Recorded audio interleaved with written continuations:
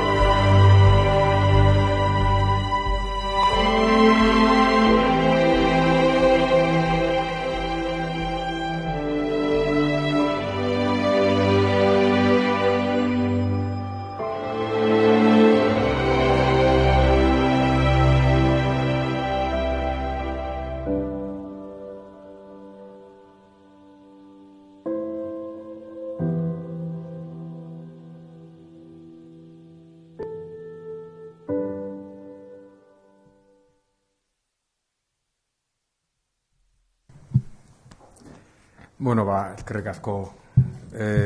Esaten nuen bezala etorri zareten guztioi edo streaming bidez jarraitzen gaituzuen hoi.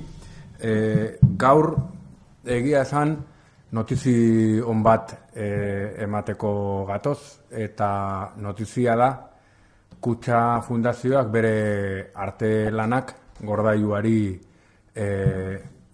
ematen dizkiola edo gordailuan konfiantza adierazten duela, ezta? Nik uste dut pausu honekin, pausu hau da Kutxa Fundazioak eta kultura sailak izartuta duten elkarlan izarmen baten pausuetako bat, gordailuak lortzen duela beste behin ere erreferente izatea ondarearen zerbizura dagoen azpiegitura bezala, ezta? Gordailua es un referente en el territorio y no solo en Guipúzcoa, también en todo Euskadi y más allá de gestión del patrimonio cultural. Y hoy anunciamos aquí una buena noticia y es que la Fundación Kutxa confía también parte de su patrimonio artístico a Gordailua mediante un convenio en el que hay algunas otras cuestiones que comentaremos ahora firmado entre el Departamento de Cultura de la Diputación Foral y la Fundación Kutxa. Esan bezala, hitzarmenaren puntuetako bat, 1200 artelanen biltzea eta Kutxa Fundazioak daukan bere egoitzatik gordailura mugitzea da. Honek, esaten nuen bezala, gordailuaren ondarearen gestioaren modeloa errefortzatu egiten du eta dudarik gabe erreferentzia den hortan erreferentzia izaten jarraitzeko bultzada ematen dio.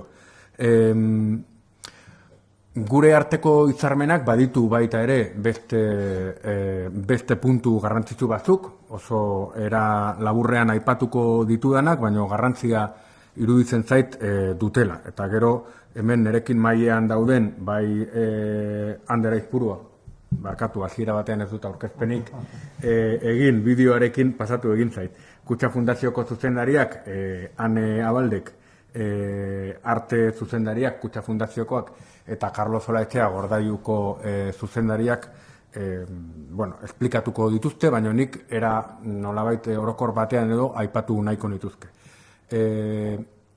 Gordailuan jasota dauden ondarearen balio ipintze hortan ere elkarlana areagotuko dugu. Zer esan nahi du honek? Kutxak bai bere diren Gordailuan bildutako artelanen eta beste artelan batzuen nolabait sozializazioan edo lagunduko digula. Horrela egiten dugu orain ere, esaterako orain bertan Kubo zalan dauden hainbat obra Gordailukoak dira, eta beraz kolaborazio edo elkarlan hori badugu eta areagotuko dugu. Bestalde, beka bat biltzen du hitzarmen honek ondarearen konserbazioaren inguruko formakuntza emateko. Otro de los puntos fundamentales de este acuerdo es que recoge la creación de una beca para la formación en conservación del patrimonio. Una beca que tendrá dos partes, como creo que Anne va a explicar ahora, y que culminará con unas prácticas con el patrimonio recogido en Gordailua. Y el último punto, uno de los últimos puntos también de interés, es que gracias a este acuerdo vamos a crear un archivo y un laboratorio de material relacionado con el arte contemporáneo. Beraz, ikusten duzuenez, hitzarmenaren nolabait punturik horrela esanguratsuena, gero Carlosek ondo esplikatuko diguna 1200 artelan horiek Gordailura mugitzea da, baina baditu baita ere, akaso hain ikusgarriak ez diren beste puntu batzuk, pero que tienen también una importancia, yo creo que estratégica, como colaborar en la creación de esta beca y también en el archivo y laboratorio de arte contemporáneo. Eta niregatik, Ander. Ondo, eskerrik asko Arkaitz eta egunon guztioi eta baita ere beste aldean streaming bidez jarraitzen ari zareten hoi. Gaurkoan egun polita da eta Arkaitz ezion bezala notizi on batekin gatoz, eta hori ez da azken aldian oso ohikoa izaten, beraz horregatik ikuste duzu irifarra gure aurpegietan. Eta nik gaurkoari buruz hitz egiten hasi aurretik hitz egin nuke pixka bat kutxak bere historian egin duenaren ondorio dela gaur egun daukagun ondarea. Nolabait kutxa sortu zenetik bertako kultura eta artistei bultzada ematea izan da gure ardatzetako bat. Zentzu horretan bai sorkuntzan eta baita ere difusioan aritu gera hainbat eta hainbat ekimen martxa jarriaz ditugun ja 130 urte hauetan. Egiten ditugun erakusketetan, liburuen edizioan, hainbat ekimen bestera batekoak ere bai, eta horren ondorioa da gaur egun kutxak daukan ondarea. Eta ondare hori nik banatuko nuke 3 arlotan. Alde batetik dago ondare artistikoa, esan dezagun, gaur horri buruz hitz egiten ari gera, baina baita ere, eta baditu gor 5.400, 5.500 pieza. Bestalde daukagu artxibo edo ondare horbeto esan da fotografikoa, kutxateka edo fototeka bezala ezaguna dena, eta hor 1,8 milioi objektu artistikokin, artistikoz osatuta dagoena, eta 3. daukagu bibliografikoa baita ere. Kasu honetan, Tabakalerako Lagoren solairuan daukagu Dr. Camino Serape Mujika liburutegian jasotakoa, Donostiko 1813ko sute ondoren, elkartu eta Donostia eta Gipuzkoari buruzko historia jasotzen duena. Hori da, norbait gaur egun ditugun ondare nagusienak, eta ondare horien konserbazioa baita ere gure ardura da. Eta horregatikan, ondare horren inguruan diputazioarekin eta Gordailuarekin hizketan hasi ginen, eta argi geneukan guk aurrera pausu bat eman behar genula, eta zentzu horretan Gordailua, argaitza zion bezala, erreferente izanik ondarearen konserbazioarako, etzegon beste aukerarik argi geneukan, pausu hori eman behar genuela. Aspaldi hasi ginen gai honen inguruan lanean, eta gaur jakinarazten duguna da hitzarmen hori sinatu genuela uztailean, eta Arkaitzek azaldu ditu alde nagusienak, eta ni ez naiz horietan sartuko gehiago, Anekoan azalduko ditugulako. Baina bai, azpimarratu nahiko nukena da, nolabait, siendo este centro referente en la conservación patrimonial, lo que va a tener es como consecuencia de este traslado, por una parte, garantizamos la óptima conservación de esas obras de arte, que es algo que nos preocupa y nos ocupa. También le damos una mayor difusión a nuestro patrimonio artístico y, relacionado con el segundo punto, damos la opción a los investigadores e investigadoras a poder profundizar en el conocimiento de las obras de arte que tenemos en el patrimonio de Kutxa Fundazioa. Nosotros que entendemos que esto es una responsabilidad por nuestra parte de conservar y difundir, darle esa difusión a nuestro patrimonio. De esta forma entendemos que es un paso adelante para esa difusión y esa conservación. Y estamos también trabajando sobre otro, como he dicho antes, los patrimonios fotográficos y videográficos que tenemos, dándole vueltas y viendo qué alternativas podemos tener de cara a futuro también para que al final consigamos entre todos tener una sociedad más sensibilizada y que tenga mayor conocimiento sobre la importancia que tiene el arte y la cultura, que esto yo creo que está también ese debate encima de la mesa y lo ha puesto otra vez encima de la mesa esta crisis. Y cuando ves un vídeo como el que hemos visto al principio, yo creo que a todos nos llega a nuestro corazón y lo que tenemos que pretender es que no solo los que estamos en esta mesa y los que estáis aquí, sino que consigamos que en Guipúzcoa pues haya esa sensibilidad hacia el arte y hacia la cultura y entre todos podamos apoyar a un sector que está sufriendo muchísimo. Guk argi daukagu Kutxan, kultura eta artea bultzatzen jarraituko degula, orain ere hortan ari gera, eta zentzu horretan aipatu nahiko nuke baita ere aurten martxan jarri dugun artelanen erosketa baita ere. Ikusi genuen alde batetik gure ondarea osatzen joan behar genula, eta bestetik uste genuen momentu egokia zela bertako artistei laguntza hori ere bultzatzeko, momentu zailak pasatzen ari dira, eta jakinarazi genuen bezala martxan jarri dugu baita ere artelanen erosketa programa bat, eta horren berri izan zenuten, baina nik hori ere azpimarratuko nahiko nuke erratikan osotasun batean kudeatzen dugun ondarea dela, eta ez soilik gaur aipatzen dugun traslado hau, ez? Beraz, nire aldetikan hori da esan nahi nuena, eskerrak emanez, eta nik uste dut orain Ane Abaldek daukala hitza. Eskerrik asko. Egunon, eskerrik asko tortzeagatik. Eta, lehenik eta behin nire aldetik, eskerrak eman, bai Foru Aldundiari, bai Kultura Diputatuari eta bai Carlos Solaetxea Gorrailuko zuzendariari. Eskerrak eman Gorrailu bezalako proiektu estrategiko baten parte izatea usteagatik, eta baita ere betidanik Gipuzkoar ondarearen sustapenerako egin duen lan eta jarri duen harreragatik. Nire ustetan, Gipuzkoarrok oso harro sentitu beharko ginateke Gordailu bezalako ondare zentru erreferente bat edukitzagatik, eta baita ere barnean gordetzen diren bilduma ezberdinengatik. Eta gustatuko litzaiguke pentsatzea orain hemendik aurrera gure bilduma besteekin batera, Foru Aldundikoa, Santelmokoa edo beste bilduma pribatuekin batera, horrelako Gipuzkoar arte bilduma handi bat eraikitzen lagunduko duela, ez? Gaur publikoa egiten dugun akordi hau 10 urteko deposito bat da, non gure bildumaren 2.200 pieza inguru gorde eta kontserbatuko dira Gordailuan. Eta Anderrek esan duen bezala, guretzat ez da bakarrik garrantzitsua kontserbazio aspektutik, baita ere gure bildumari ikusgarritasuna emango diolako. Betidanik oso irekiak egon gea erakusketa ezberdinetara lagatzeko piezak edo ikerlariei bilduma irekitzea, baina ja da Gordailua referente izan da, ikerlari, historialari edo beste instituzioi bide hori erreztuko degula, ez nolabait. Baita ere, akordiarekin batera, Kutxa Gordailua programa deitu dugun ekintza martxan jarriko genuke, ekintza hau urtero adostuko dugun programa bat izango da, eta itxitaz badago ere, hurrengo urteko programaren lanlerroak jorratu ditugula, eta 2 izango dira, alde batetik beka ikerketa bat, ondarearen kontserbazio eta jasangarritasun arloan bikaintasunean prestatzeko beka bat. Gure intentzioa da, Europa mailan arlo hau jorratzen dituzten zentru referentzialen mapeo bat egitea, eta gustukoa daukagun zentro bat detektatzerakoan ikerlari bat area eramatea, formakuntza egitea, eta bueltan proiektu bat martxan jartzea Gordailuan. Eta bigarren partia izango litzateke, arte garaikideko materialen artxibo dokumentala eta laboretegi bat sortzea. 2 instituzioak egunero lan egiten dugu artista garaikideekin, eta kontaktu horretaz aprobetxatuz, nahi duguna da, beraien lan prozesu, teknika edo materialei buruz gehiago jakitea, informazio hau elkarrizketen bidez lortzea espero dugu.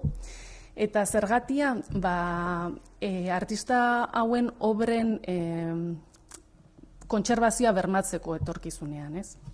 Como decía en euskera, bueno, este convenio nos permite depositar más de 1.200 obras en Gordailua, más de 1.200 de unas 5.500, que es el corpus central de la colección de Kutxa Fundazioa, que es una colección muy diversa, que se ha construido en distintos momentos, que es debido también a unas políticas o unas estrategias de adquisiciones muy distintas, pero que en el corazón de la colección es una colección de arte que acompaña la historia de nuestra institución y la historia de las instituciones de las que somos herederas. Esto es el arte que es espejo de la sociedad desde finales del siglo XIX, cuando se crean las cajas de ahorros, pues hasta hoy en día, ¿no?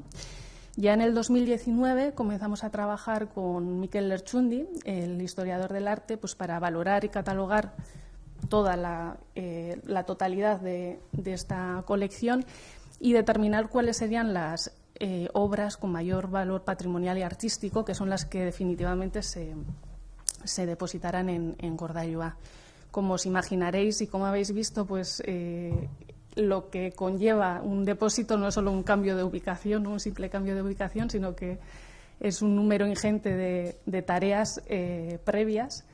Por ejemplo, pues la concentración de todas estas obras desde distintos puntos de toda la provincia, un tratamiento de anoxia, pues a veces también limpieza y tratamientos de conservación, un trasiego de información increíble. Y bueno, horregatik eta lan guzti hauek egiteko ekipo profesional bat beharrezkoa zelako, eskerrak eman nahi dizkiet Gordailuko ekipo guztiari, Carlos Solatxeari nola ez, Silvia Rodríguez dokumentalistari, eta Zahar Berritze zerbitzuko Irene Kardaba, Maite Barrio eta Jon Berasaini. Eskerrik asko zuen profesionaltasunagatik eta baita ere errezteagatik gure lana.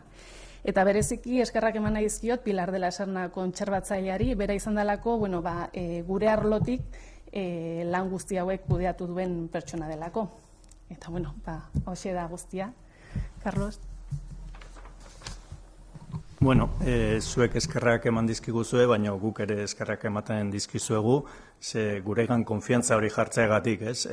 Bueno, zuen arte bildumaren zati kutxunena edo oberena esango nuke, Gordailuan gordetzea pensatu duzute, han baldintzak egitan onak dielako eta benetan ongo dalako, eta baita ere interesatzen zait handarre komentatu duen ikerlariei ateek irikitze hori. Ze Gordailuan orain ikerlari deixente juten da, baina denak di arkeologia arlokoak. Badakizuean depositu arkeologikoa, Gipuzkoako depositu arkeologikoa bertan dagola, eta ikerlari guztiak arkeologoak dira. Noiz behinka etnograforen bat etortzen da Antxon Agirren Sorondoren bilduma begiratzera, baina artelanei buruzko ikerketaik ez dago. Eta guain, azken etorri dian azken bildumekin, Rafael Luis Valerdirena, zuen bilduma handi hau, eta egiesateko Gipuzkoako arte bilduma oso esanguratsua daukaguan bertan, Saltemoren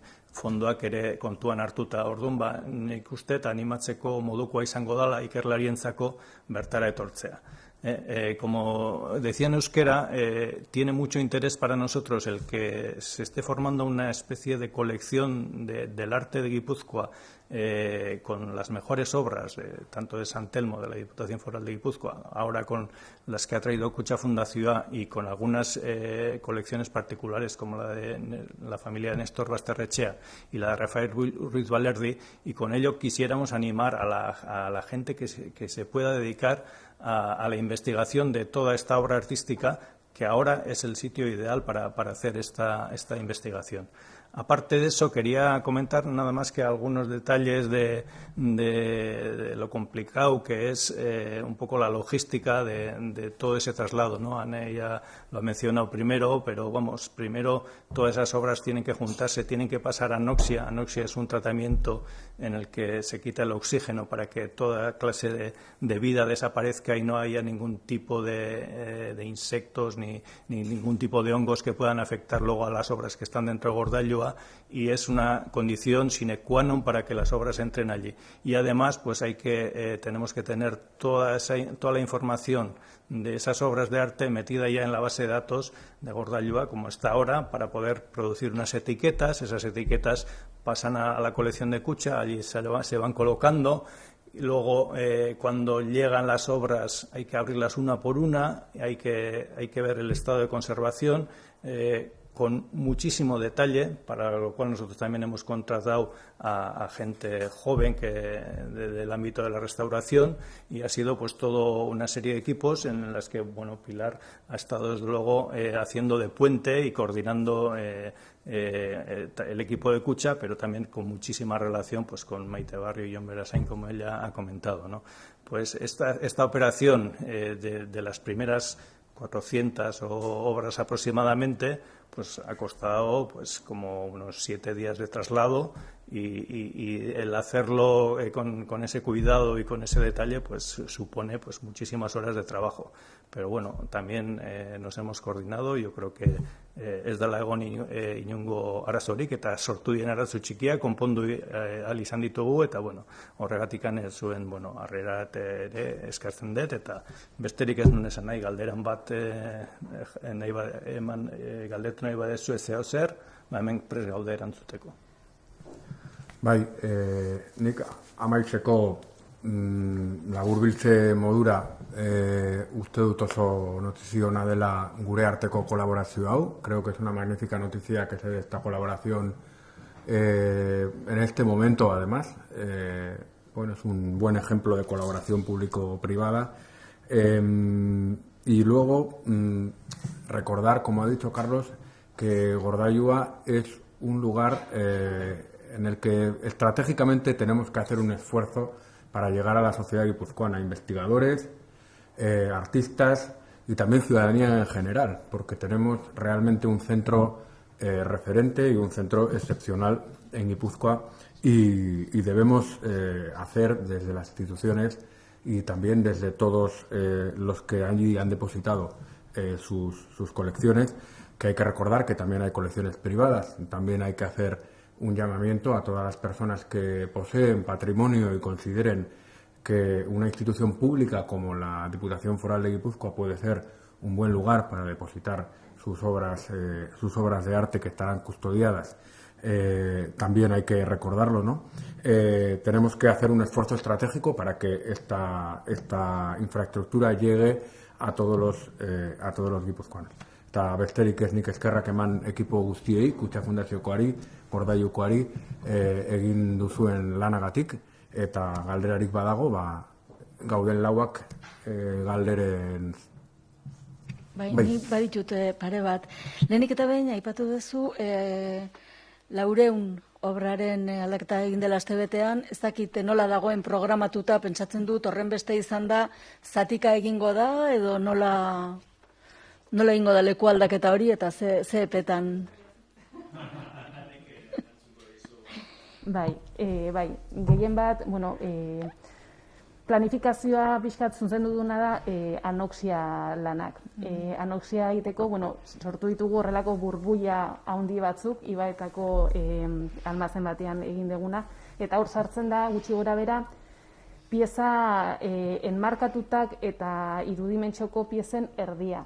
Orduan, gutxi gora bera erdi hori orain trasladatu da, eta horrengo bidaian beste erdia gehi arte grafikoko lan guztiak bidaiatuko dute, suposatzen dugu urtarrila inguruan izango dela azkeneko bidalketa. Eta zuzen bigarren galderak horrekin zerikusia zeukan, multzo honetan bildu dituzue onenak, kutxunenak, baina pixka bat jakineko nuke sorta bilduma honi buruzko, ez? Islatzen du bilduma bere horretan, 19. mendearen amaieran egintzena, badaude hola pieza edo aro bereziki ordezkatuak daudenak, eta gero ze osagai ditu. Pixka bat hori erantzun didazu, arte grafika. Osagaiak denetatik, azkenean pintura, grafika eta eta eskultura, eta bai, saiatu gea, irakurketa hori egitea, 19. mendeko bukaeratik gaur egunera, baina bai egia da, bi momentu oso garrantzitsu daudela, bat izango litzateke, abanguardiako aroa esango genukeena, 20. mendeko 20. hamarkadatik 30. hamarrera, edo gerra baino lehengoko aro hori, eta gero 60. hamarkadakoa, pixkat gaur taldearekin zerikusia duen garai hori.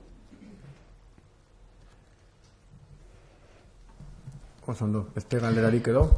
Bai, nik bat, egileren baten izenak edo obraren egileta izen batzuk ematea badaude? Ze autoreren obrak bildu diran momentuz? Asko dira. Ez dakit, azkenean, igual ezagunenak badakagu, Oteizaren pieza oso handi bat eraman dugu, Txillidaren obra bat, hemen ikusten dugu Jose Ramon Amondarain bat, Montes Iturrioz, Balerdi. Azkenean, Gipuzkoar arte historiaren artista garrantzitsuenetakoak. Eta batzuk ere ez dirana gipuzkoarrak, arteta batzuk adibidez, edo gure erakusketarekin batera ere iritsi zaizkigun obrak, adibidez Carmen Calvo bat, Paloma Navares, pixkat. Esan dugun bezala gure bilduma oso diversoa da. Muy bien. ¿Alguna pregunta más? Ni beti dauzka galdera gehiago. Bueno, es un tema sobre el que podríamos seguir de tertulia, seguramente. No, pero de verdad que no. Solo es una cosa muy concreta. Zulen aipatu duzu, Gipuzkoako toki desberdinetatik etorri direla. Osea, pixka bat, Zarragalenok sukursaletan ikustera ohituta geunden artelanak eta bildu dira, eta horrek pentsatzen dut, konserbazio aldetik ere batzuk egongo zirela hola justu ez, edo egoera honean daude iritsi direnak orain arte? Zaharberritzelan handiak behar izango dituzte. Bai, egia da, puntu horietatik gehienak sukursalak zirenak, eta bai uste dugu gaurgailuan asko hobe kontserbatuko direla. Era ezberdineko kontserbazio egoeran iritsi dira, grabeak ez daude, baina bai batzuk pixkat okerrago, eta bai egin nahi duguna hurrengo urteetan da pixkat zaharberritze edo kontserbazio programa bat. Pixkat ikusita zeintzutakaten lehentasuna eta horietatik hasteko.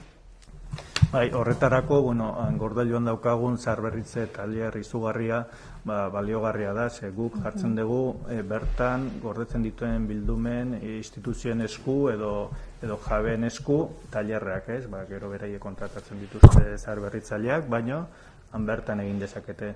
Orduan hori ere bentaja handi bada, bertatik berta egin ahal izatea hori.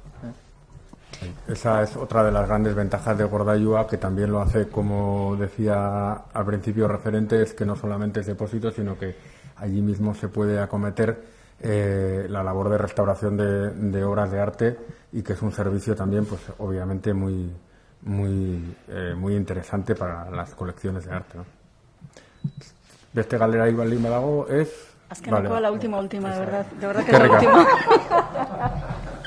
Quería saber si la Diputación y Fundación Kutxa se han planteado, además de tener este programa de restauración, algún programa expositivo, la posibilidad de establecer un calendario, un proyecto de socialización de esta obra, mucha de la cual habrá estado sin verse durante muchos años. Qué oportuno. Mira, yo antes lo he dejado deslizar, pero eso sin duda es una inquietud que este diputado tiene. Y además ya lo hemos comentado Ander y yo.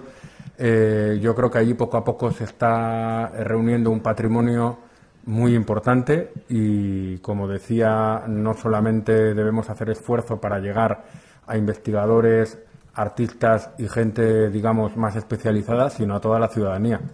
Y esto es algo que debemos poner sobre la mesa, porque hoy, a pesar de que históricamente el proyecto originario de Gordailua sí tenía un planteamiento, digamos, de puertas más abiertas, pues hoy el modelo en el que reside eso es un convenio con diferentes instituciones para que ese patrimonio salga a la luz. Es verdad que luego cada institución tiene un poco su dinámica diaria y a veces es difícil encajar proyectos más de visualización patrimonial en la programación de diferentes espacios expositivos que hay en Guipúzcoa. Pero ese, desde luego, es un reto al que le vamos a hincar el diente.